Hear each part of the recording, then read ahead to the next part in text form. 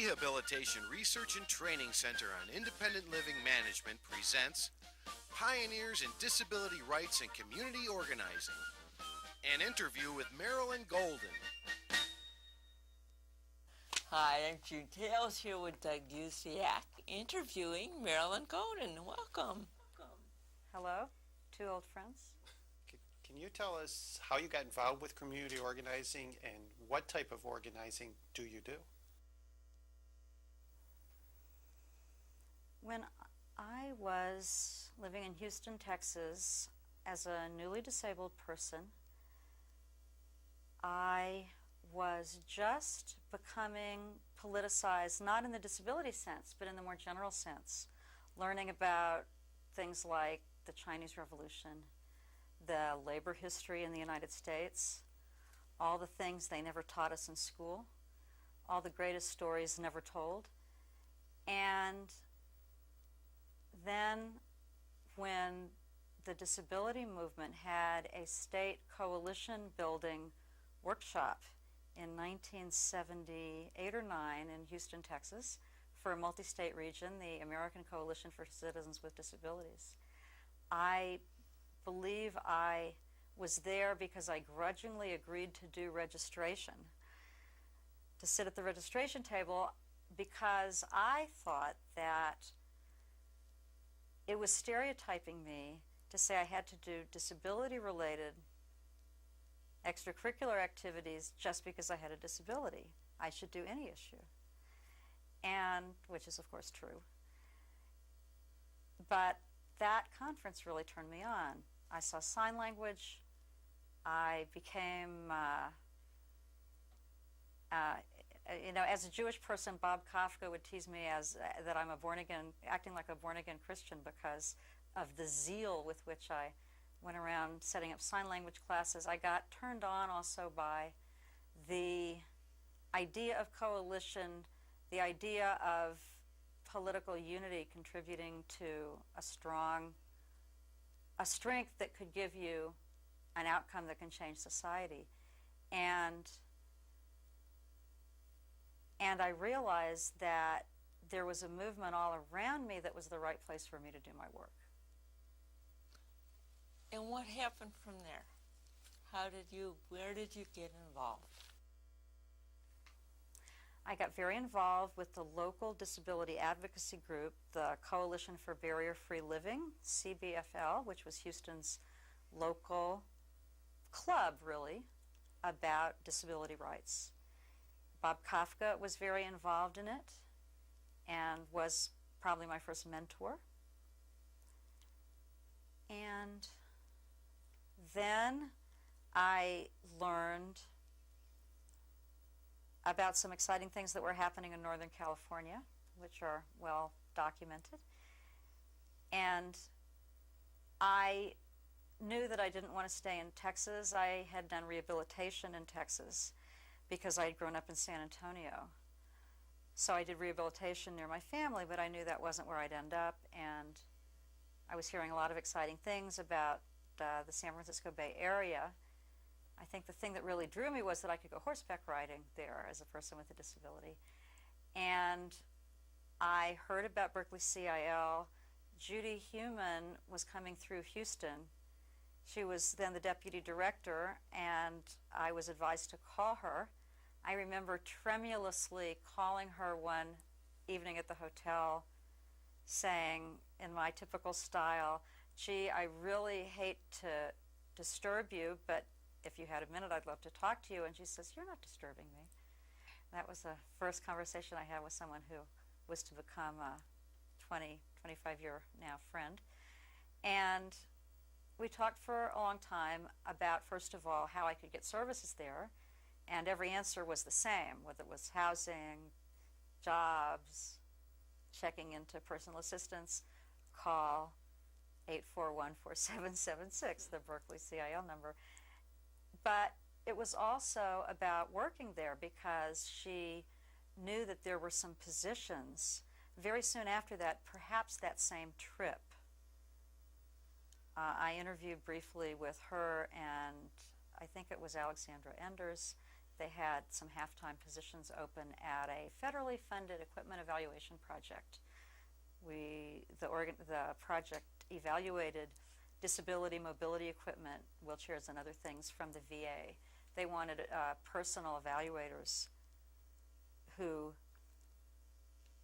could test the equipment and then they could give it to their clients. And so Berkeley CIO had gotten that grant, and that was my first paid job in the disability movement. That was in 1978. I went for a few weeks and, of course, fell in love with it, decided to move there.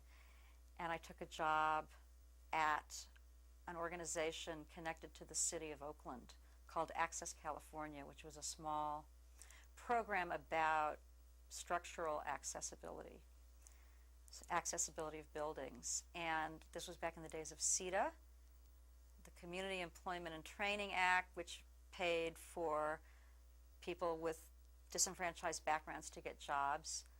And as a person with a disability, and definitely at that time low income, I qualified for CETA. I was in my early 20s, and I got a job running this little program, teeny little program connected to the city of Oakland. I stayed there for 9 years and had learned a lot, but wanted to do other things. And then the really fun and exciting thing that I did next, which really was the beginning in earnest of my advocacy future, was that I ended up agreeing to be the Bay Area region's coordinator of the transit demonstrations that were going to happen when ADAPT came to San Francisco in 1987 to protest the American Public Transit Association's conference. APTA, the American Public Transit Association, had established a position that they did not support a federal requirement that new buses had to be accessible. And that was my first national advocacy project, and it was incredibly exciting. I got to work directly with ADAPT and do press work, person-to-person organizing, substantive position development, working with the transit agencies, many, many different things. I got to coordinate all of those things as the local leader, in a sense, local coordinator. And that taught me some things which became among the most important lessons I ever learned about organizing. One of which, two, I'll mention. The big one really from that time was that organizing is not about leaflets and emails. It will be a little bit effective to do that, but the right way to organize people, if you really want to have an impact and get people moving, is one-to-one organizing, connecting with individual after individual after individual, knowing them and having the trust in the relationships be what brought people together and what made an individual able to move large numbers of people, because you have many networked relationships. In my personal case, I certainly didn't set them up in order to get them somewhere. I don't think utilitarian, I want to become this person's friend so they'll come to a demonstration. That's not what's going to work. I am into getting to know people. And so I knew a lot of people in the Bay Area. I'm from Texas, and I have sunny, a friendly disposition in terms of enjoying talking to people. So I knew a lot of people in the Bay Area, and we really made huge demonstrations in September of '87 because of that. What are the key principles involved with community organizing? Outreach, personal outreach, as I described, is one of the biggest. My other big favorite is cross-disability. And I don't think that can be overstressed.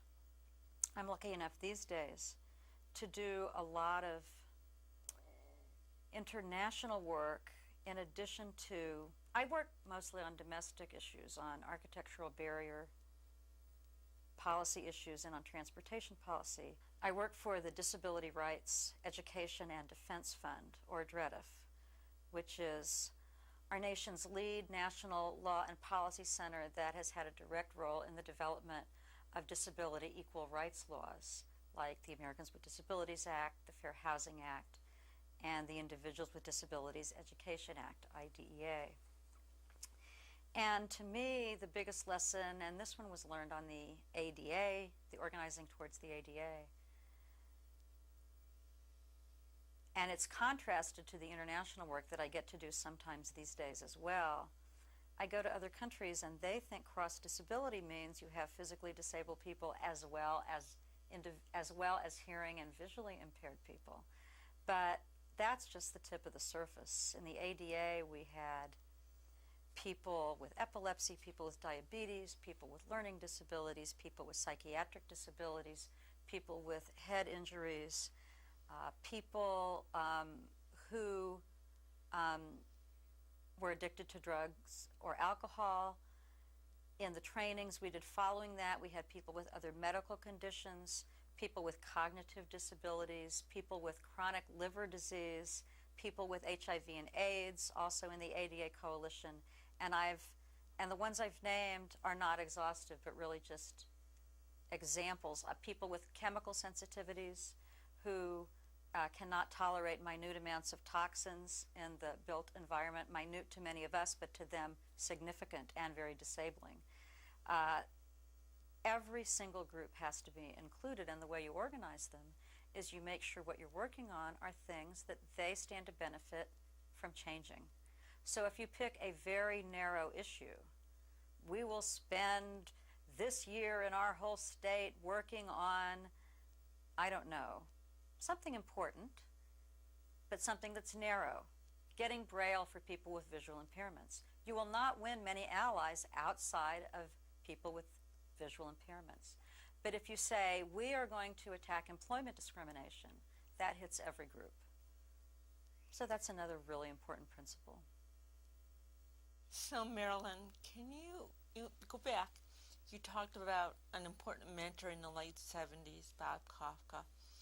Coming through the 80s and the 90s to now, do you still have role models and mentors, and how do you use them?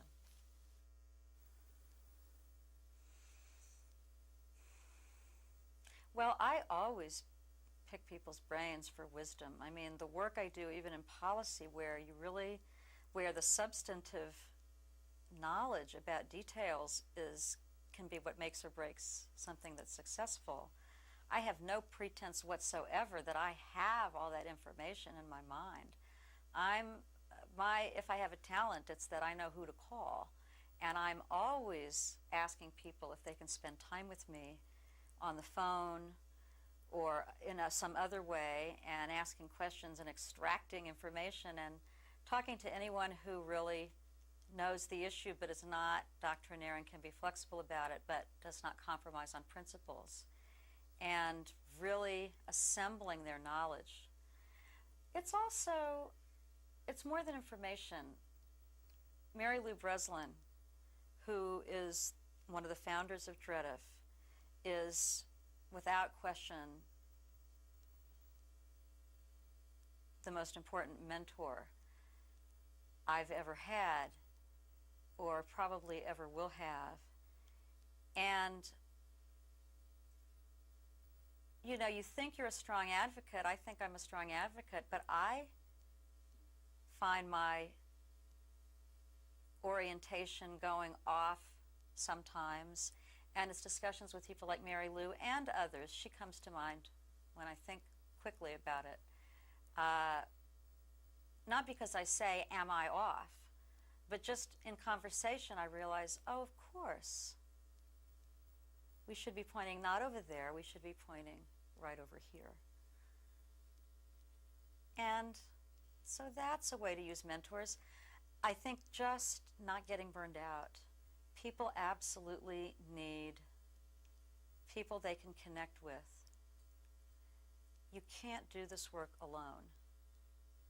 you have to take care of yourself. You have to find people that for you regenerate you, and make sure that you spend time with them or do whatever else is regenerative for you.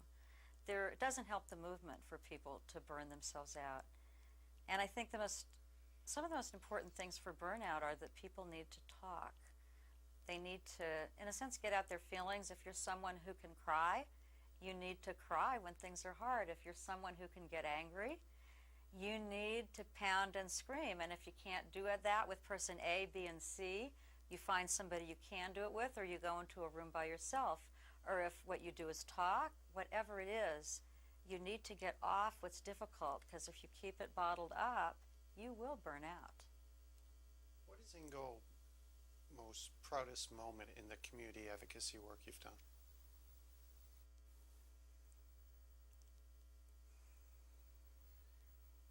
I have a domestic one and a foreign one. We'll take both of them.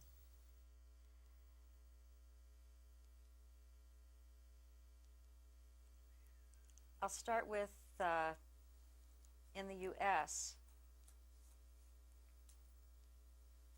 I applied to be and was accepted to be on an advisory committee to the U.S. Access Board, which is a federal standard setting agency that develops architectural barrier requirements and other requirements for disability rights laws. In other words, how many inches and feet the bathroom has to be to make it accessible to wheelchair users, that sort of thing. I was on an advisory committee to review and update the ADA accessibility guidelines. There was an issue, detectable warnings on rail platforms, on the subway platforms, those bumpy dots that many of us see and use and trample over when we go into the train, but they are a life and death access need for people with visual impairments. And because of the split in the blind community, where the National Federation of the Blind had taken for many years a sort of an anti-accommodation perspective and thought that access accommodations made it look like everything for disabled people had to be special. Way back in history, they I think had a valid point. I think it's no longer valid. But anyway, they opposed it, and some of the other groups that really knew these things were life and death wanted them badly. But it was an uphill battle politically. And the more I found out about the issue, the more I realized there was no arguments against having these things and every argument to have them. So I learned everything I could about it and worked closely with the visual impairment groups who wanted them. At that point, they had lost trust in every other disability group because they had been, in a sense, abandoned by the disability community on that issue. And I think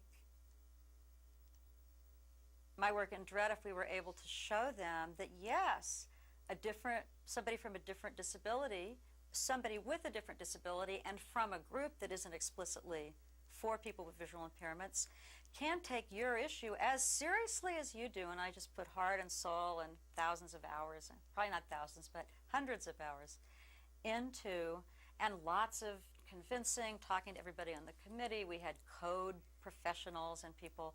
So a lot of, anyway, we won. We won, and that was a fabulous.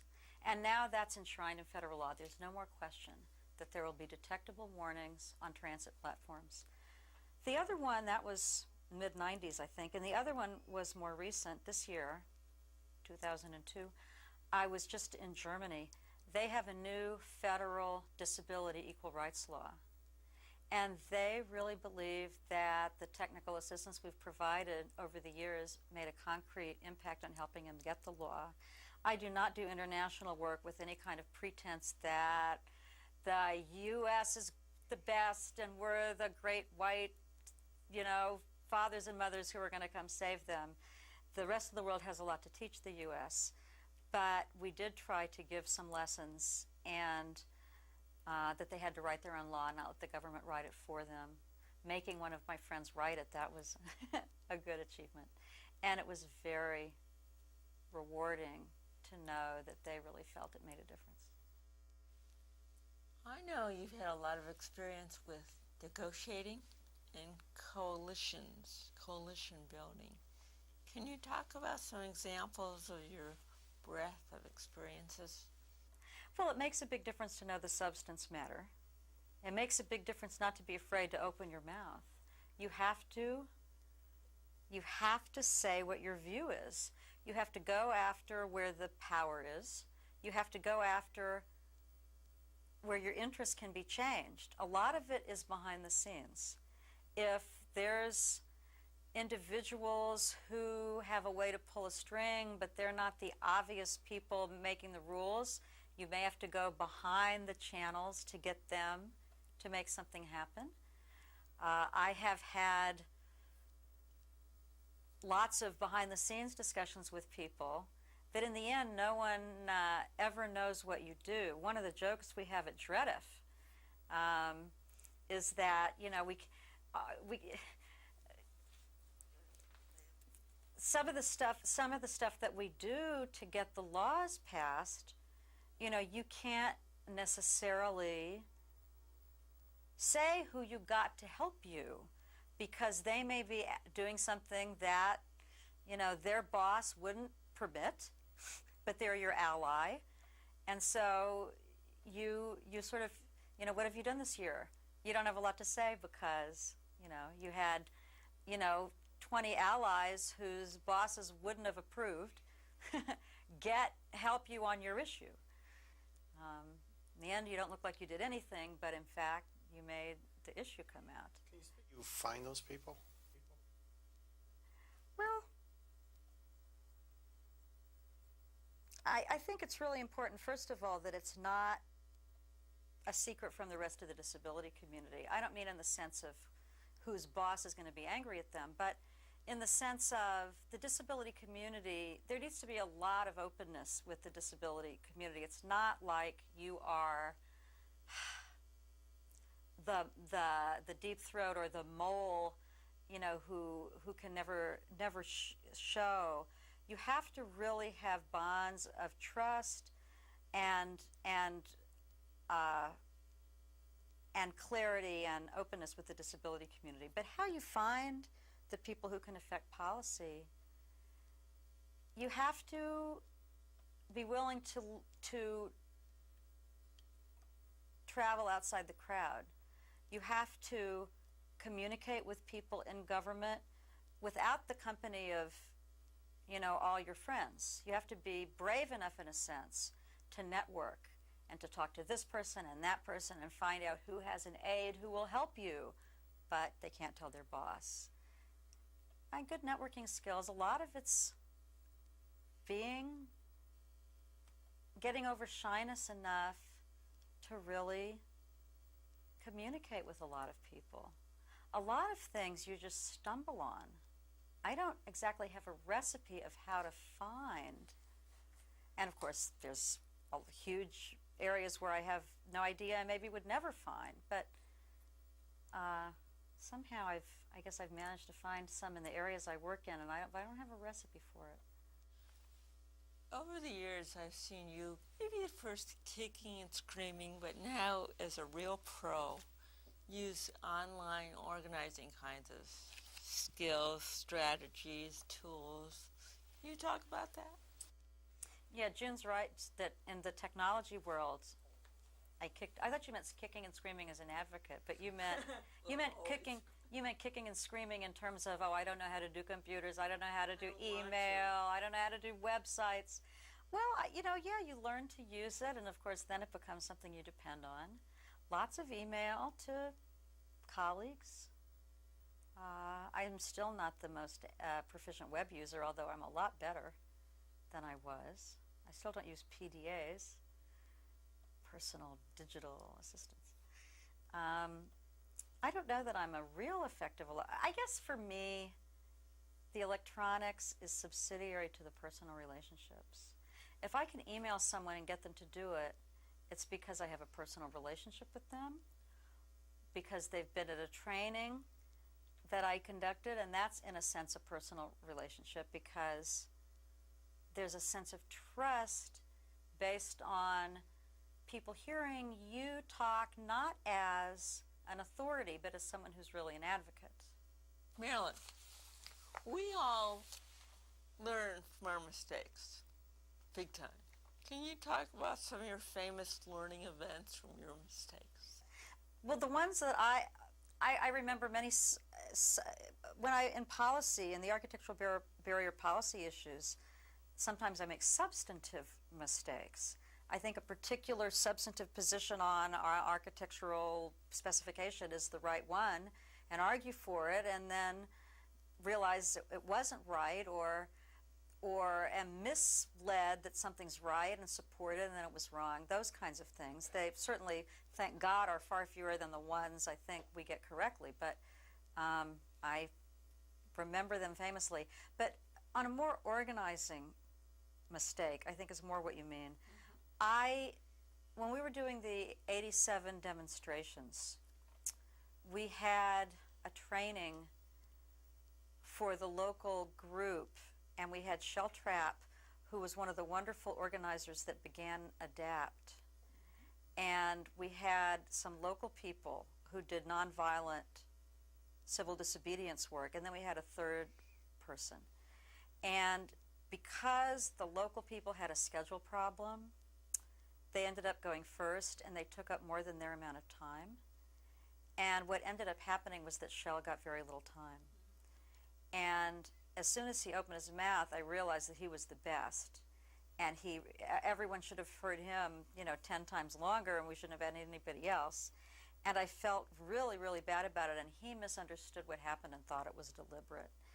And I just realized that this had to be cleaned up. So I put heart and soul into cleaning it up, and I remember that I really pursued them. I mean, that day, I just sort of dropped all my plans, and I got my car, I took myself to where they were, and I spent the evening with them, and I really spent time sort of explaining that this was a logistical planning, being stupid, but in no way was it deliberate, or, there's a perceived sense that you meant it, and we ended up becoming friends.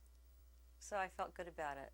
So the biggest thing I think about errors, I really do have a strong belief. You're looking for principles. Here's one. You have to acknowledge and not defend it when you make mistakes. And you have to try to fix it. The biggest damage comes from not correcting mistakes and from defending mistakes. Everyone makes mistakes. I would love to find a way not to, but it's not possible. Everyone makes mistakes. But when you realize a mistake has been made, to not defend it, and in fact to go out of your way to rectify it, to correct it, to fix the mess, small or large, that you may have caused, that's really important. And I think that some people are, very quick to acknowledge and deal with mistakes, and other people get defensive of their errors and have a really hard time hearing that it was an error. And I think it's really important to learn. How do you approach strategic planning and task orientation? Is there something you do when you sit down and look at that issue and then start developing your plan of action? I'm constantly reprioritizing. I think it's really important to get yourself to be enough of a list maker or enough organized that things you promise people you'll do don't get discarded. It's hard to meet all your priorities. Everyone's very busy. I don't have anything magical. I just think it's really, really important to follow through on things you say you'll do. When you start on an issue, when you say, I'm going to get involved with that issue, that concern, that project, how do you go about planning? I learn about the issue. I try to figure out what's the most effective or important thing to do about it, and I think of the steps to do, and I do them, or get other people to do them, or work together with other people to do them. And how do you get involved with bringing other people into the picture? How do you do that? Well, Well, it's so issue related. I mean, the hardest is when no one cares about the issue yet. And sometimes it's hard to get people to. Other times you just really have to find the right constituency. Right now at DREDF, we're organizing for the reauthorization of IDEA, the Individuals with Disabilities Education Act. And I'm involved in putting together a rapid response network and of people who can write letters, for example, to legislators if they need shoring up in terms of support to the right issues or opposition to the right issues. 10 or more years ago, 10 and 11 years ago, 11 and 12 years ago, we did the same thing on the ADA. So I have looked hopefully towards the same people in different parts of the country who did organizing on that. And a lot of them are very busy doing other things now and aren't motivated on IDEA, because IDEA is an issue that really many adults with disabilities care about it, but the people who care the most about it are parents of children with disabilities. And I emailed all the adult advocates I know. A few responded, most didn't, but they forwarded it to people they know in the parent community, and it's the parents who responded. So really it can be finding the right group. And that's also an example of your online network based on prior and current relationships. Yes, that's true. People that I've worked with, I will often contact for something new, and they may not do it, but they may refer me to others who will. You've worked a lot with the media. I've worked some with the media. And the press. Can you talk about some of the major tips maybe that you pass along that you've learned either the easy way or the harder way in working with media? I think that the biggest thing with media is that there's just no bypassing the specific detailed work that you have to do to get media. People say, how do you get all your media? We want media. There's nothing magic. You have to get the press list, you have to contact them, you have to learn how to write press releases in the way that they will accept, not just to dash them off. You have to get to know people at different media outlets. Sometimes it's a cold call, but once you have a history, you develop those contacts, you maintain it, you call them when something else is coming up. If you just think you can snap your fingers or that there's a special recipe, I don't know what it is. Media is hard work. And if you do the work, you will get the media. How would you recommend for individuals to approach their legislators? Starting at what point and what type of steps? It so varies. Local and state legislators you can often get in to see more easily than federal legislators. You can call them, you can set up meetings. I think pickets and protests at their offices are useful. You can see staff. It's okay to start with staff. Sometimes people think if they see the staff, that means they didn't accomplish anything, and that's not true. It is more important to see the member, but a lot of times you can't see the actual member of Congress or state legislature. Building up personal relationships when at all possible is really, really important, that they remember you, that you put your issue in the most accessible possible terms. They will not understand technical jargon. You have to really tell stories. It's hard for me sometimes. I want to say the substantive issue and them to get it, and you really do have to boil it down to human terms. You have to find something they will care about. Which ones have family members with disabilities? Which ones have a history of caring about services? Maybe they will be there to help an independent living center fund or fight for additional money for services. Which ones care about a particular neighborhood? Maybe they will help an organization based in that neighborhood? Which ones does your uncle know? Which ones do you have a friend whose third cousin married the great aunt of? It's interesting how remote a personal connection will sometimes be helpful. Marilyn, with the changing of the administration over the last year or so, there's people who have left, who were involved. There was a lot of discussion about what your legacy will be. What their legacy will be. What do you hope your legacy will be? I don't know. What do you hope my personal? Yeah, your personal legacy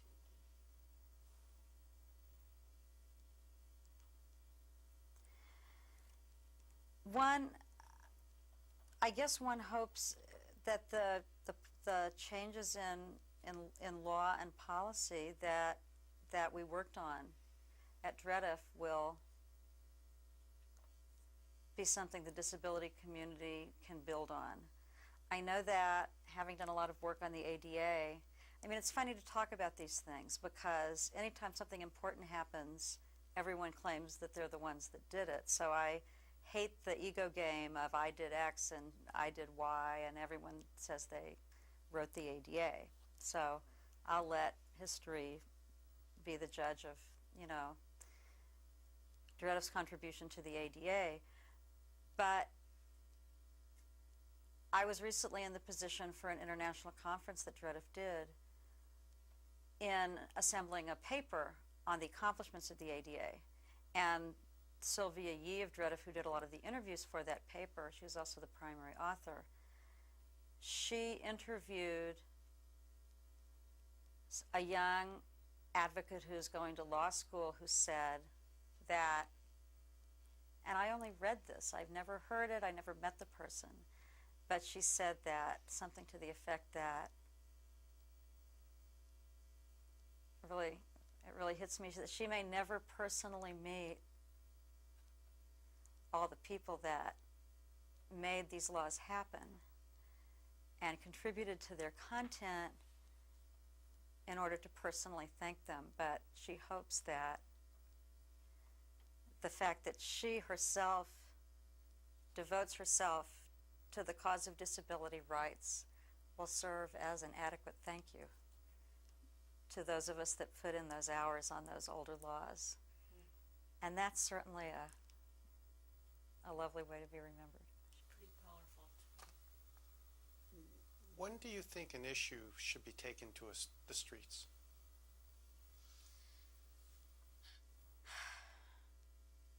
I think the issue is less when to take it to the streets. I think the issue is more timidity to do it. I think that our community enjoys a subset of individuals who are very comfortable doing direct action. And those individuals naturally gravitate to direct action organizations like ADAPT and Not Dead Yet, and that is absolutely as it should be. What it means is that there are left at ILCs and other organizations a bunch of people who haven't gone to those things and who are afraid to take things to the streets because it's not their style. They're uncomfortable with that more assertive advocacy. And I think what's really important is getting them comfortable to do it. Because we can say all we like, that every tool is important, and every tool, letter writing is important, everything is important, but really nothing really moves things like taking it to a protest. And lots of people say, well, if they'd only put it in terms that don't make others uncomfortable. Well, people can say that all they want, but no matter how much people in the streets make people in power or middle class people or whoever they are uncomfortable, it is effective. And the biggest thing is the boldness to do it and having more people do it. And it's great for ADAPT and Not Dead Yet and groups that do direct action usually to have bigger demonstrations, but I don't just mean more people at the ones that always do it. I mean more groups doing it, local groups that don't ordinarily do it, to add that to their arsenal. And I think some of the most effective groups Just because I've worked with them recently, they come to my mind, the Ability Center in Toledo, Ohio. You know, they are a group that maybe at years in the past didn't do protests, and now they've added it to their arsenal of, you know, lawsuits, public policy, letters, meetings, and protests. And, you know, it's absolutely should be in everyone's arsenal of tools. If you're not doing that, you know, you can get away for a while without doing it, but eventually you're not going to change very much if you don't use that tool. How do you bring individuals along to consider doing it? I think your enthusiasm, your positive attitude, your reassuring people that there is a safe way to do this. People may be afraid they'll be arrested, they're afraid whatever, they're afraid just to be loud. You know, there's so much conditioning in this country to conform, to not stand out. People have to be unafraid. You have to think of ways to help your colleagues be unafraid. We will all be there together. Your friends will be there with you. You know, you have to go with people. I'll go to dinner with you first, and then we'll go to the demonstration. I mean, whatever it is. You know, it's got to go way beyond a leaflet. I don't pretend to be the direct action organizer, you know, par excellence. That's not what I usually do. And yet, there's no question that this is a tool that nothing works better than that. And it doesn't matter if it's small. It's great to have 200 people, but 5 people with signs will bring a TV camera, and that alone can change a local issue. It does not have to be big. And that's something people often don't understand. Have you had any experience with helping people to channel their anger in terms of getting them involved? Really, people who were not connected, not involved, but just shared with you how they felt about something that could be changed. Bringing in new people can be challenging, but there's enough activity now in the disability community that it's constantly happening.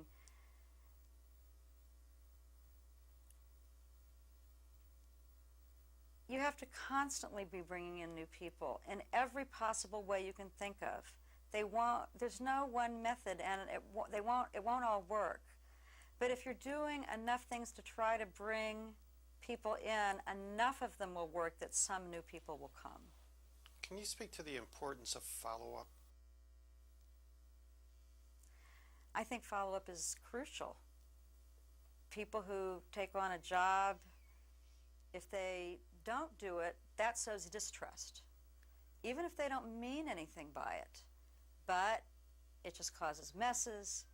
It means people don't trust that you can depend on that individual. Everyone has their personal style. Some people are better at follow-up than others. I think it's really, really important. There is a lot that needs changing, and no matter how sophisticated our movement gets, our to-do list never gets shorter. I think bringing people in and exposing them to the large issues is really important. Independent living centers are an example of organizations that are entry points for many people. Many people who are new to the movement come in and work at an independent living center. And exposing those individuals to the larger issues that are, say, pressing in a local area, and to give them a chance to do as much as they can and to learn as much as they can. It feeds, I think a lot of people who run disabled student services at universities, or who are their state and county coordinators for the ADA and other highfalutin whatever lobbyists for their state, started out as a sort of junior level employment counselor or whatever it was at an independent living center. When you're working on an issue and that issue's finished, you've worked with legislators or aides, what type of advice would you give people who are involved with community organizing to do after the work is done? Thanking legislators and others in power, such as political figures or people from non-disability organizations who were very helpful, or people in the media, thanking them is very important, and it's really easy to not do that. And it's really important to remember to write a letter or make a phone call or a meeting or something, sending something. It really continues to win allies for the future. Publicly or privately? Some way. Publicly is best, but often the energy that you have to put into it is limited, and just something. You know, we so appreciate that you put your organization behind this campaign. We're grateful, and we will be calling you next time. Any fundraising tips for organizing? Asking is really important. Asking for money is the most important way to get it. A lot of times people are afraid to ask. It really comes back to getting over shyness, opening your mouth, taking action. There's donors all around, and a lot of times connections just need to be made. You know, if you don't know who to hit up, there's a lot of fundraising classes and workshops, materials on the web. Any kind of nonprofit fundraising is a good way to start in terms of learning how to be a fundraiser. I think the people in the disability movement, here's something. People in the disability movement, I think, often ignore the lessons that there are to be learned outside the disability movement. Lots of other movements have taught people to do protests. Lots of other movements have taught people fundraising. And we really, at our own peril, just stay within our own movement. That lesson can be applied very broadly.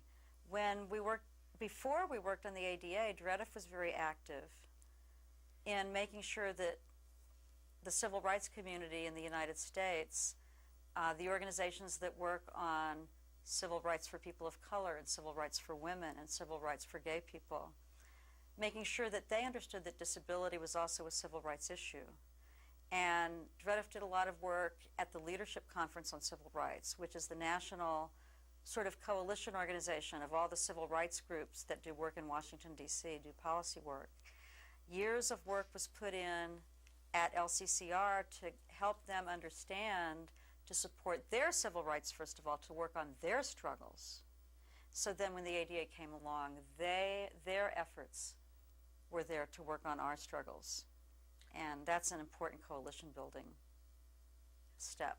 Bring up about other movements. Do you think our movement, the disability rights movement, the independent living movement, has spent enough time taking the best learning from other movements? I don't, and I think that there's a lot out there to be learned, whether it's the Saul Alinsky spin-off organizations that are teaching you how to organize, or the nonprofit sector that are teaching people how to fundraise, or whether it's the international development groups that are teaching us how to start development projects, disability development projects in countries that aren't wealthy. I think there's huge lessons elsewhere, and I also think that our issues connect up with many other movements' issues. I think that the disability community has been too insular. It has not hurt our organizing as much, I think, as it has hurt our consciousness. I think disability advocates need to know current events, need to look at the history of the left, and need to have a broader perspective on the struggles of poor people in and outside the U.S., the struggles of every other equal rights constituency, and so forth.